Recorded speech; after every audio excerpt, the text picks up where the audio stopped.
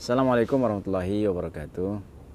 Alhamdulillah, salatu wassalamu ala rasulillah wa ala alihi wa ala. Allahumma salli wa sallim ala habibina Mustafa Muhammadin sallallahu alaihi wa ala alihi wa man da'a ila Allah bi da'watil Islam wa man tamassaka bi sunnati rasulih wa man tabi'ahum bi ihsan ila yaumil qiyamah.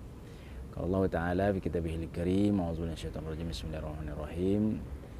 Ya ayyuhalladzina amanu kutiba alaikumusiyam kama kutiba alal ladzina min qablikum la'allakum tattaqun. Wa qala aidan syahrul ramadan allazi unzila fihil Qur'an hudan linnasi wa bayyinatin minal huda wal furqan. Shadaqallahu azim.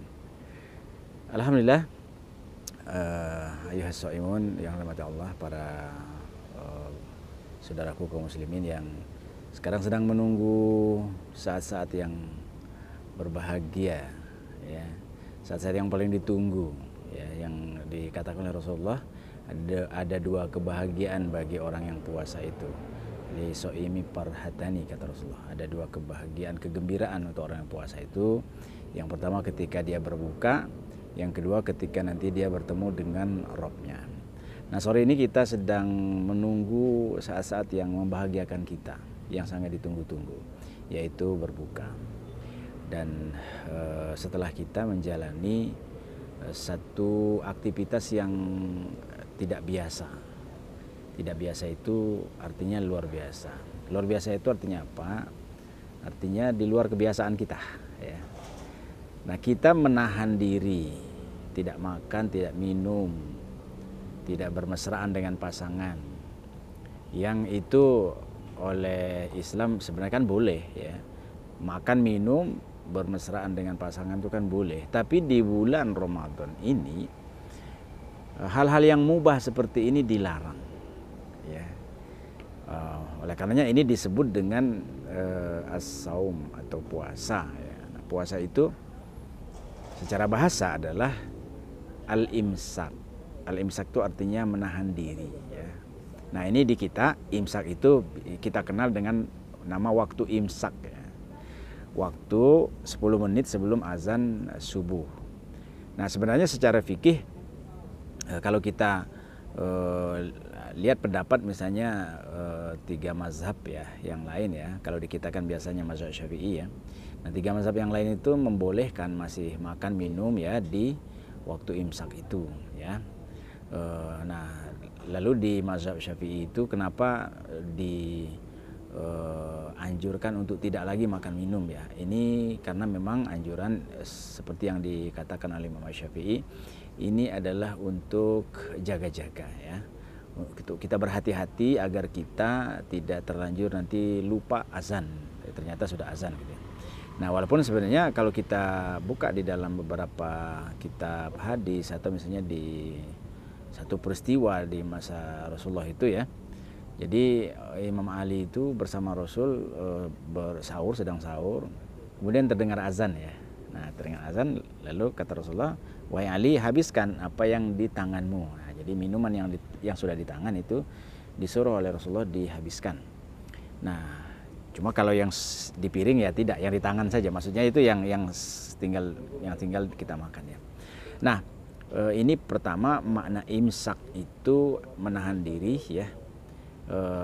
Secara bahasa. Adapun imsak yang kita kenal, yang itu maknanya tidak boleh lagi makan minum, itu sebenarnya tidak satu-satunya pendapat seperti itu yang kalau waktu imsak tidak boleh lagi makan minum, ya. Nah, saya ingin menyampaikan dua hal ini agar kita memahami bahwa imsak itu secara bahasa menahan diri. Adapun waktu imsak, waktu tidak boleh makan minum, itu sebenarnya adalah satu anjuran agar kita tidak kelewat, gitu, ya. Oke. Nah, berkaitan dengan makna puasa yaitu imsak, menahan diri, ini sebenarnya adalah satu latihan yang luar biasa dari syariat Islam, ya. Allah melatih kita untuk mampu meninggalkan hal yang haram, ya. Nah, tapi latihannya ini unik, yaitu dengan cara kita disuruh untuk meninggalkan hal yang halal. Makan tuh halal, minum halal, bermesraan dengan pasangan, berjima dengan pasangan di luar bulan Ramadan di siang hari itu halal. Nah, tapi di bulan ini, ya, itu Allah menyuruh kita di siang hari tidak boleh melakukan hal yang halal. Lalu kita mampu melakukannya, ya kan? Lalu kita bisa melakukannya. Kita bisa meninggalkan yang halal.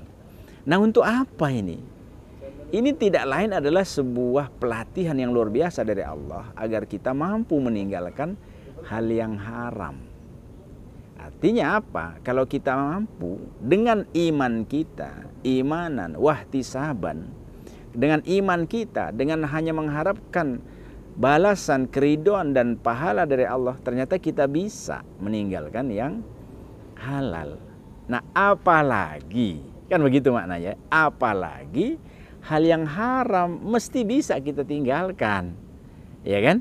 Nah, misalnya Allah melarang minum khamar, ya, kita bisa tinggalkan, ya, tidak boleh ada di dalam minuman kita atau di dalam makanan kita unsur-unsur khamar. Kalau dulu kan memang khamarnya ditegok langsung, ya. Sekarang khamar itu masuk ke makanan, ke minuman, ya. Nah, kita bisa tinggalkan. Kenapa? Kita sudah berlatih, ya. Misalnya seperti saya lah, ya, umurnya Lolita, ya. Lolos 50 tahun, ya. Ini saya hitung-hitung saya sudah berlatih ini, ya, sudah berlatih berarti sudah 44 tahun, ya. Seingat saya umur 6 tahun tuh saya sudah puasa dan ya alhamdulillah dengan izin Allah seingat saya sih belum pernah ada yang batal gitu, ya. Nah, artinya udah 44 tahun ini berlatih. Nah, begitu juga saudaraku semuanya kaum muslimin, kita sudah berapa puluh kali berlatih. Ada yang mungkin sudah 10 tahun, ya, 10 kali, 20 kali, 30 kali, 50 kali. Betapa kita menjadi orang yang sangat rugi kalau setelah sekian lama kita berlatih meninggalkan yang haram ini, ya, kok kita nggak bisa meninggalkan yang haram. Kita sudah berlatih sekian lama meninggalkan yang halal, tapi kok ya belum bisa meninggalkan yang haram ini. Nah, ini tentu menjadi PR besar kita, ya. Ketika Allah menyuruh kita meninggalkan makanan-makanan yang haram, mestinya juga kita bisa meninggalkan yang haram. Kenapa? Kita sudah berlatih, yang halal saja kita tinggalkan, yang boleh saja kita tinggalkan, ya. Nah, maka inilah sebenarnya hakikat puasa, hakikat saum itu al-imsak, menahan diri, ya, menahan diri dari yang halal untuk mampu kita menahan diri dari yang haram. Ketika Allah melarang kita memakan makanan haram, bukan hanya dari zatnya, ya, kan haram li zatihi kita paham lah, tidak boleh makan babi, minum khamr, makan darah, makan daging yang disembelih tidak menyebut nama Allah dan lain sebagainya. Begitu juga kita sebenarnya harus mampu meninggalkan hal yang haram li ghairi zatihi. Makan harta riba itu haram, ya. Jelas di dalam Al-Qur'an Al-Baqarah 275 Allah melarang dengan larangan yang sangat keras, ya. Siapa yang sudah tahu riba itu haram tapi masih melakukannya, kata Allah, maka dia kekal di neraka. Kekal di neraka itu apa maksudnya? Masuk neraka dan tidak akan pernah bisa masuk surga, ya. Masuk neraka selama-lamanya. Kita tahu neraka itu sebenarnya diperuntukkan bagi orang-orang kafir, orang yang tidak mengimani Allah, tidak mengimani Rasulullah, tidak mengimani Al-Quran. Tapi ada orang Islam yang karena dia makan riba, maka dia akan masuk neraka dan tidak akan bisa keluar. Na'udzubillah. Nah, kita hidup di zaman, di sebuah sistem kehidupan yang ribawi itu ada di segala tempat. Maka harusnya bisa kita tinggalkan, ya. Nah, terlebih lagi sekarang bagaimana ini problemnya? Ternyata riba itu sistematis, sistemik, ya, menguasai segala lini kehidupan kita. Maka ini tentu, ya, harus kita tinggalkan, ya. Ini bukan sekedar persoalan sederhana, ya. Nah, begitu juga sistem kehidupan kita, ya. Allah itu menurunkan aturan yang sangat lengkap, ya. Bahkan Allah mengingatkan kita dengan peringatan yang sangat keras, ya. Wa man lam yahkum bima anzalallah fa ulaika humul kafirun, ya.